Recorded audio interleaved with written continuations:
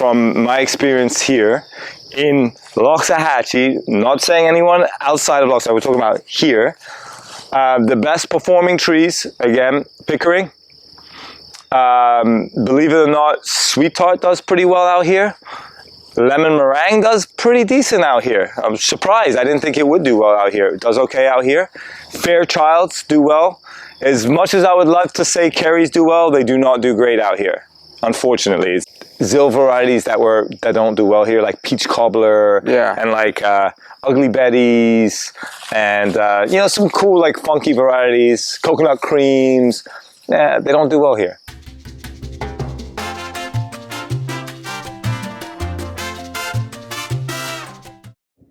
Hello everybody, welcome to Fruitful Trees. I got a great video for you today, an important video for you today. I was recently at Gratitude Farms and this was the third visit I did of their mango area. And they had to remove some trees and cut back some trees and replace some trees. And they're in Loxahatchee, Florida, which is about maybe 40 minutes west of me. I'm near the water. I'm only 5 minutes from the coast. And it's important when you're growing mangoes or any fruit trees, but especially mangoes, to know what's going to grow where. And the mangoes that'll grow successfully inland are not necessarily the same as the ones that will grow successfully on the coast where I am. So I always like going to these places and hearing from the people that are growing them for a long time of what's worked and what doesn't work. And Joesph, who's going to be on the show today, has been here about 10 years and planted a bunch of trees and realized what worked and what didn't work. Now, many of you always ask me what grows in Loxahatchee, or you plant stuff in Loxahatchee not knowing. And this isn't just about Loxahatchee. This is about growing mangoes inland or away from the coast. And the ones that he have found successful, I can confirm, are the ones that'll grow well inland. And so really, if you're inland, you really want to take some notes on this video and consider top working or replacing, or if you're planting, what mango trees to plant. Now, the other thing we discussed on the video was the trees he planted a long time ago and the spacing. And I know I always talk about spacing, and I think many of my viewers mistakenly think I'm not a fan of high density gardening, because I am. I'm a big fan of it. My yard is probably one of the treasures, the gems that I could plant high density here.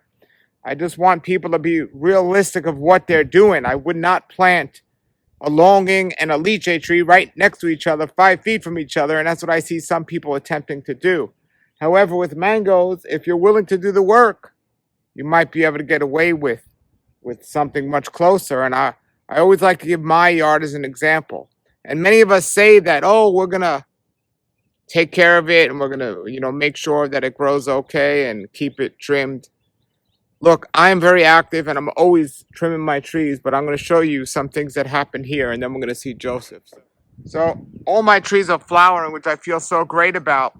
But look at that. Look at that lemon meringue. And about 14 feet over, I have another lemon meringue.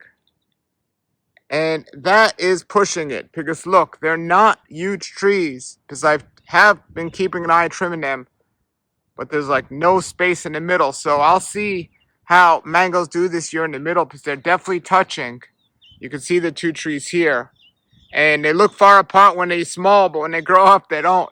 And some of you say that you still grow mangoes in the shade in the middle, but I know you grow more in the sunlight. So those are things that's the proof of what's working and what's not working.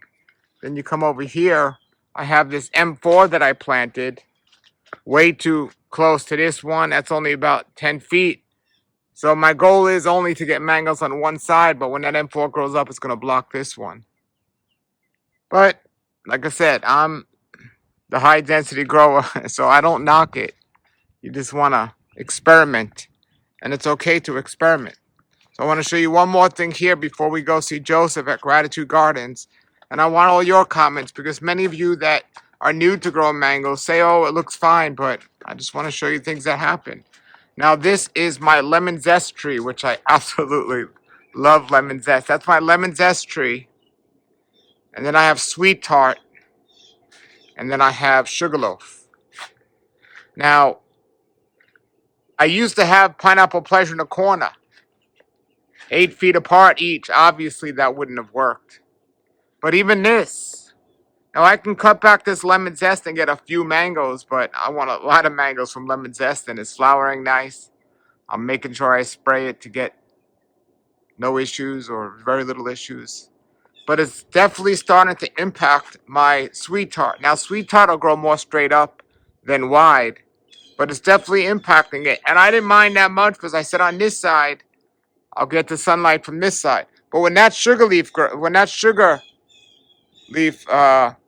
mango grows, this sweet tart's going to be in trouble. It's going to be crowded out on both sides. That's a nice spot there for the sugarloaf, but it's going to still crowd this out. So we'll see what happens with that. And then the next tree over is my cac, which is a very big tree, but it's staying on the smaller side, thankfully. And even right close to my cactus, I have a jackfruit that's not going to grow as big as the cac. All right, I showed you that. Let me show you this here.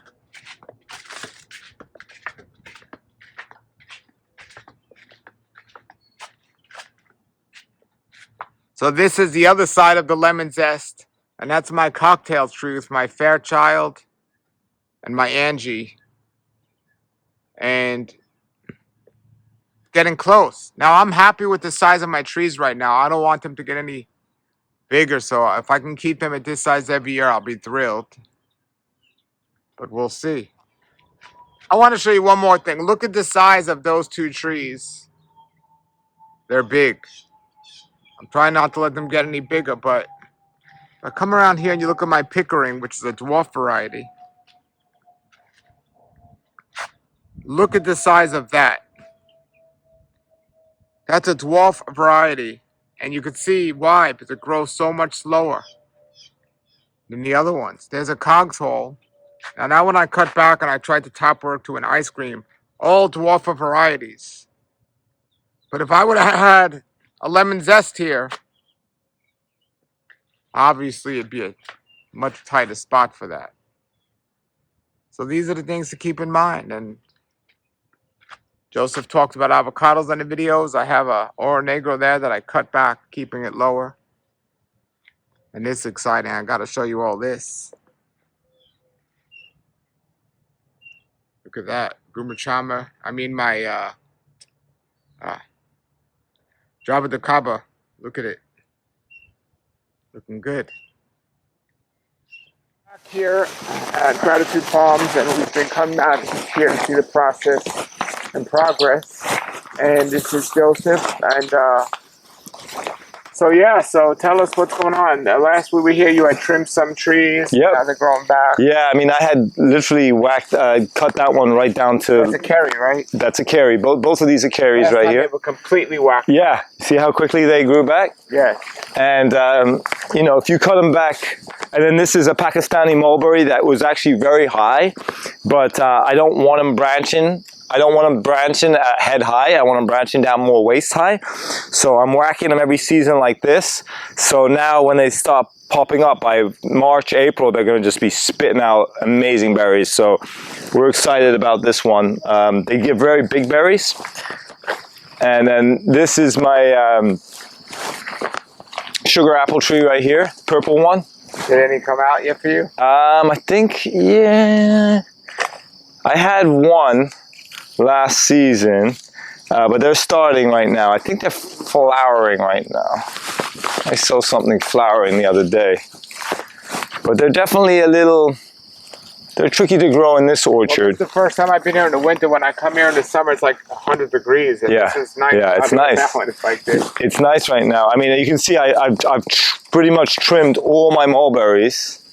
So you can see all these mulberries right here, trimmed out. That was the avocado that we moved when I built the house. I moved like 7, 8 avocados. I managed to save 6 out of 8. This is one of them. Now, if I remember, you have Brogdon and... Brogdons and Days were the ones I saved. Yes. I've got Lulas, which are spitting out right now. I actually have lots of Lula. They're amazing. The only problem with that is they get anthracnose on the so the fruit doesn't look appetizing, but when you open it, they're perfect. Yeah. But people, you know, they buy with their eyes, but I'm like, this is a really good avocado, and people try it, they love it. It's just, it's got little, I'll show you some we harvested like 200 pounds yesterday. You can take a look. So this, I believe, is, which one is the day? I believe this is a day. Is that a day or a Brogdon? That's a Brogdon. Oh, this is a day. This is a day, the other one's a Brogdon. Okay. These are the ones I saved. So these are my mulberries. You can see that they had some on there. But this was like 20 feet high, but too stretchy. You know? What do you do with the mulberries? Do you eat them personally, or do you sell those and dry them? No, I that's for us. Yeah, we don't have enough trees to be able to sell them commercially, you know. But it's just having some nice fruit. Yeah. You know, so all these, you can see, these are actually pretty large trees right now. They're actually spitting out. You can see the base it's getting there. And these were tiny last time I planted them.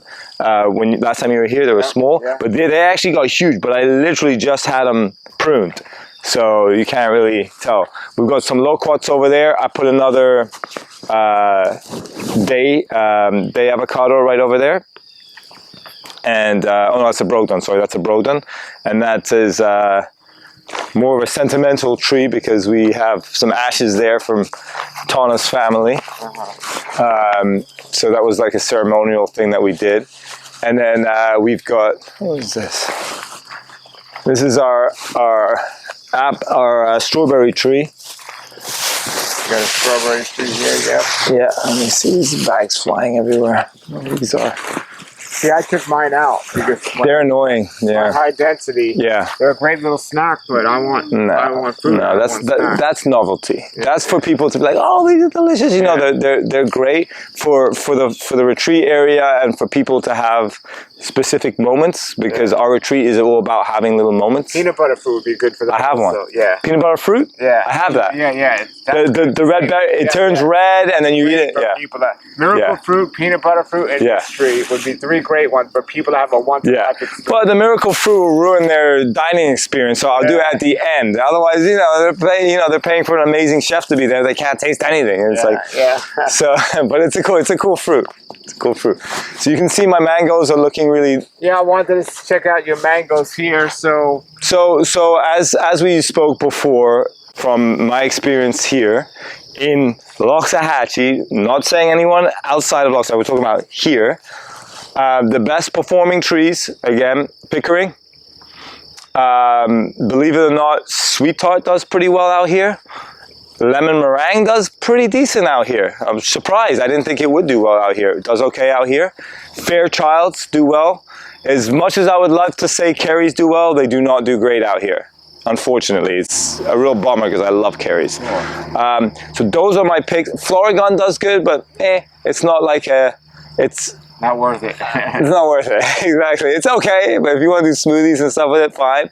But it's not like the most decadent mango. Where are we at? Because you've had several different experiments with your spacing. Yeah. And with your trimming and the size you're keeping the trees. So where are we at now? What do you think is ideal for your situation? Like I said, it all depends on the tree. Some are dwarf trees, like Pickering are dwarf. Let's go. They're all planted the same. Look, you can see. Look at that tree is like 25, 30 feet high. Some of them, right? Those trees. Look at this tree right here. This is a Florigon. Look how big it is. Look how high it is. But that was planted. That was planted the same time all these little guys were planted. Yeah, but like people say, if they're doing high density, as long as they keep it trimmed, they can get real close. Yeah. It's more work. Yes. But are you really, I mean, you might, because you're a commercial farm, get the mangoes up top, but the average homeowner. That's why I like Pickerings, because Pickerings are a dwarf tree. This tree is 10 years old. This tree's, look at the size of these trees right here. And these are 10 years old. Yeah. And I didn't prune them this season. How far apart are those? Those are about 10 foot. About 10 foot apart. But they're a little tight. You know, this was supposed to be for high density growing. You can see they're touching right now. Yeah. So when I planted these with Alex 10 years ago, the strategy was we're gonna plant them tight, and then after 6-7 years, we can take one of them out, dig it out, or prune it out, whatever, get rid of it, or remove it if we could.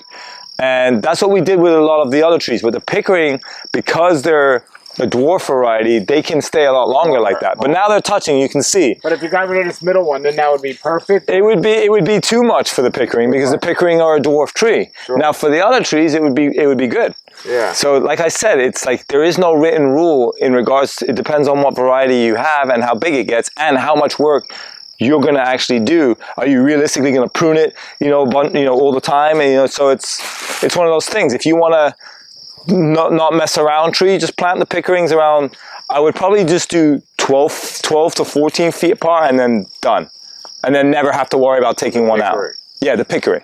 Yeah. Some of the other ones you might have to go 20 feet once they're established and they're big, so you might not want that 10-foot spacing. It's going to be too tight. Sure. So. But even this. But look, I took one out here in the middle because this one was these two were getting squished, so I did take this one out. Now look at the distance. Yeah. I'm supposed to take this guy out. This is the next guy that needs to go. Yeah. I'm supposed to take him out. And I probably will take him out eventually because he's going to get too big. Sure. But you can see the difference. Now I've got, now this one see, I do have plenty of space here. And these are 10-year-old trees. This was planted 2015. So you had 2015. Picking the fruit. You were able to get fruit for 10 years. Yeah, I mean, man, I was able to hand pick it until like 2-3 years ago. Now I use a little picker, but I can get it's only like 10, 15 feet high. Yeah. 12, yeah. Where the other trees are 30 feet high. Yeah. And those are a lot harder. So these are some of the avocados that I managed to save also. Realistically, yeah. I mean, if somebody was doing high density gardening, yeah, they could leave the avocados like this and prune it every year and leave them this size and they'll still get avocados. Yeah, you have to be careful with also, depending on your varieties. The Brogdon are very stretchy.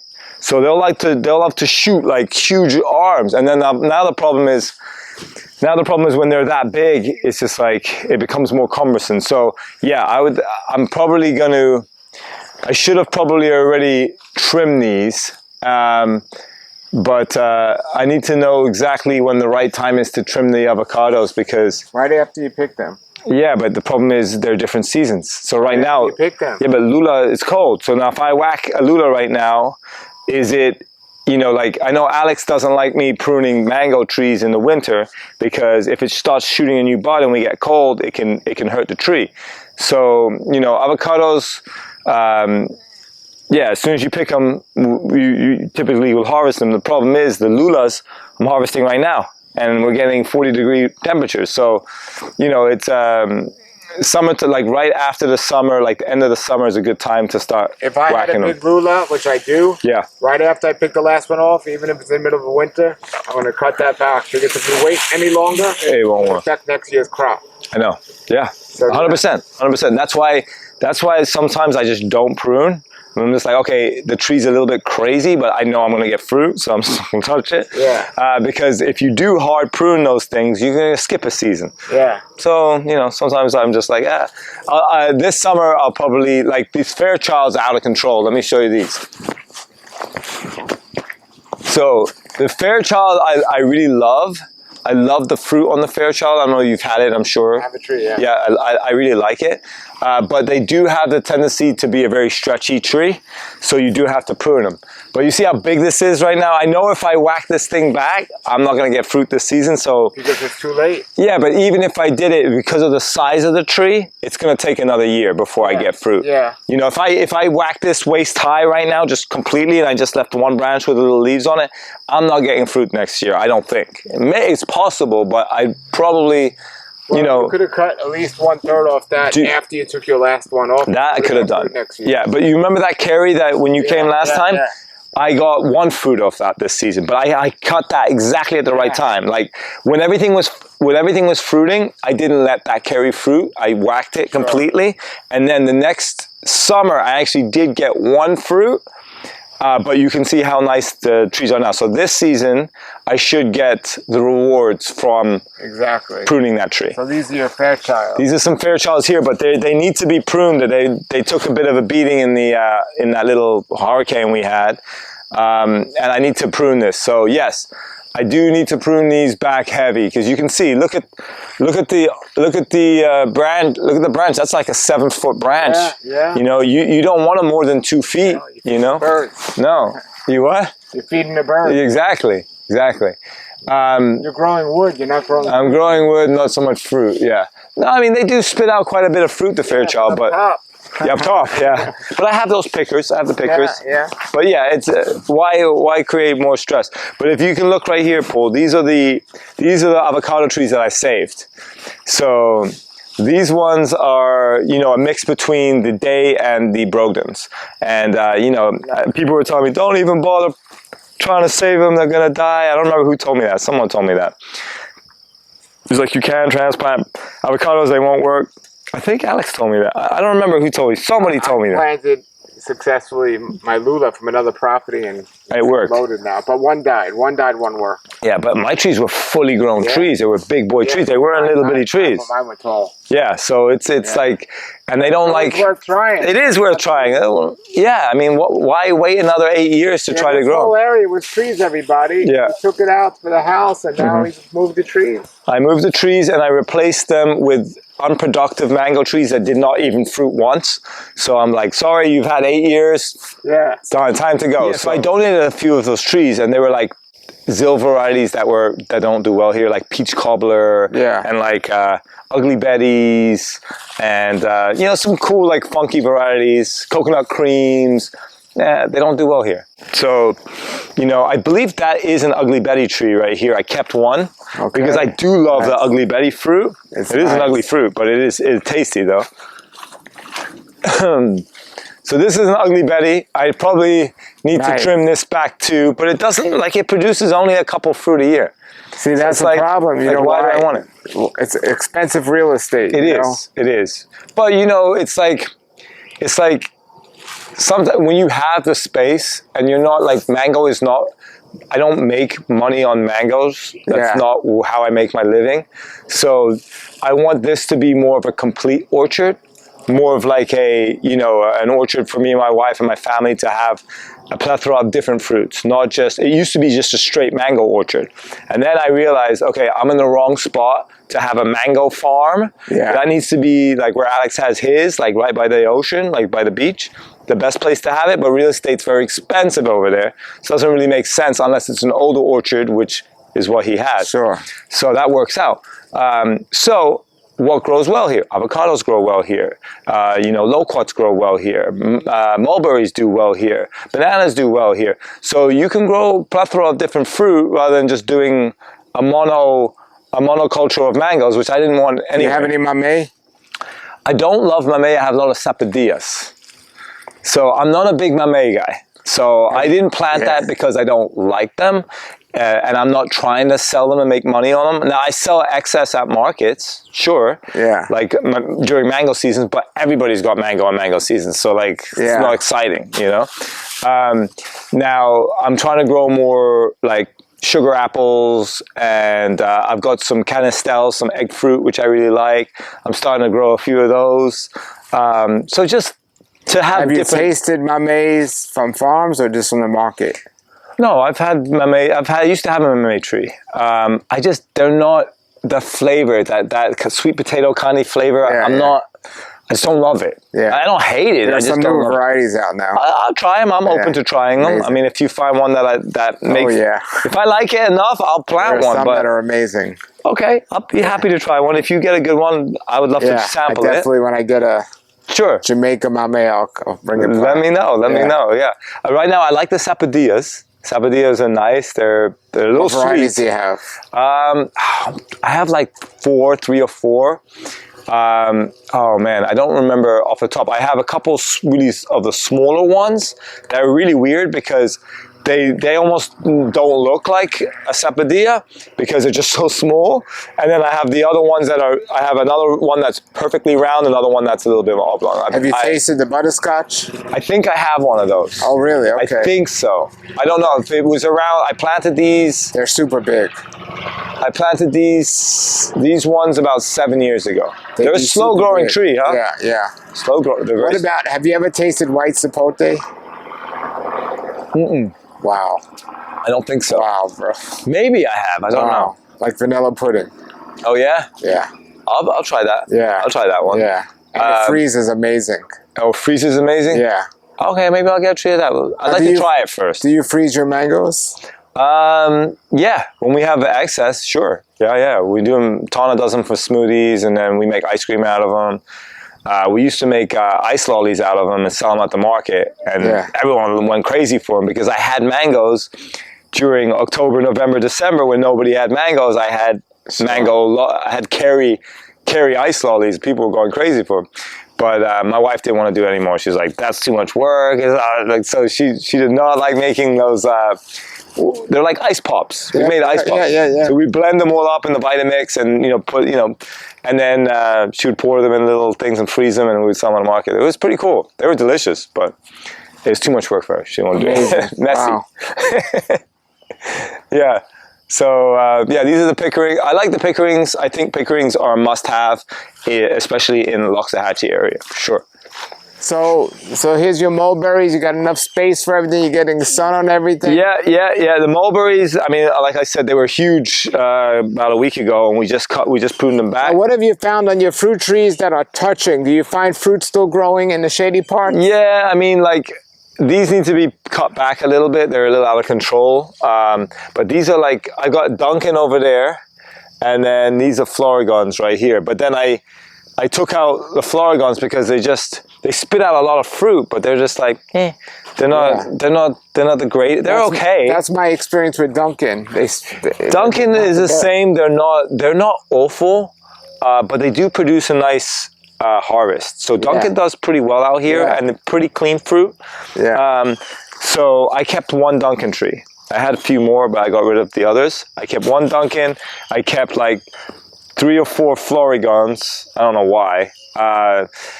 But I do have 3 or 4 because it does produce a lot of fruit. So they're good for smoothies. So if you want just good mango flesh for smoothies that you can chop up and freeze for the next season, Florigon's a good one out here. But like I said, it's not one of those. My good mango varieties are in the front, where I've got the sweet tart and the lemon meringues. And those ones, great. I got those from Zill's. They were overgrown in the back at Zill's long time ago, and they were tall. They were extra large, and I grabbed them at a pretty good price. So I planted those a while back. You're keeping these trees pretty tall. Even Alex at his farm doesn't keep them this tall. Yeah, because like I said, I'm not a mango farmer. This is not. I'm not trying to get maximum production out of my trees, and to get up there and chop that, it's pain. One tree, okay, it's not a big deal, but when you have 50 of them, 60 of them, 70 of them, it's a pain. But yeah, we definitely need to do it this summer. I'm gonna prune my whole orchard again, like hard prune everything, and then make some decisions on if I want to change out a few more trees, which I might want to take out. I might take out, once I hard prune these Florigons, I might take them out and put another tree there. Or top work. Huh? Or you could top work. I could top work it, but that's, I don't have time, Paul. It's faster for the tree to come back. Yeah, it is, but you have to spend a lot of time on it, and then you have to make sure you're there to snap off all the original grafts, to make sure, the original shoots, to be able to regraft and do the top working on it. But it's possible, yeah. That's actually what I wanted to do with a few of the trees. I just didn't have time to do it. Like I could top work. I could take down the Florigons and then top work those. I was going to top work a couple of the Kerries, because the Kerries are kind of dwarf like the Pickering. So you could top work the Kerries into a Pickering, and it would be same size tree and everything. So you can see these are 10 years old also, and they're not massive. Yeah. They're a good tree, good sized tree. So Kerry I would highly recommend for someone east of here, because it's a great tree. You don't need to do anything to it. You don't need to spray it. It grows, spits out a lot of fruit, delicious, great variety. Do you spray your trees? No. I mean, I was doing, I was on a spraying protocol that Alex gave me, like an organic spraying protocol with organic sprays, but I'm just like, I don't like to, I shouldn't have to spray my fruit trees. You know what I mean? It either grows well here or it doesn't. And if it doesn't grow well here, then grow something else, So I try to find the varieties that if I don't touch them, they'll grow. And that's, the Pickering, the Fairchilds, they'll do okay. They'll do okay here. But yeah, they do a little bit better if you hit them with a little copper right when they do bud set. So like you can do organic copper, and then you can give it a light spray right when after they flower and the first buds come, the first mangoes come, and they're like pea size or a little bit before pea size. You hit them with a little copper, and that stops the anthracnose and any of the fungus in it. You do sulfur for powdery mildew? I don't get the powdery mildew here as much, nice. but yeah, that is something that you're supposed to do also.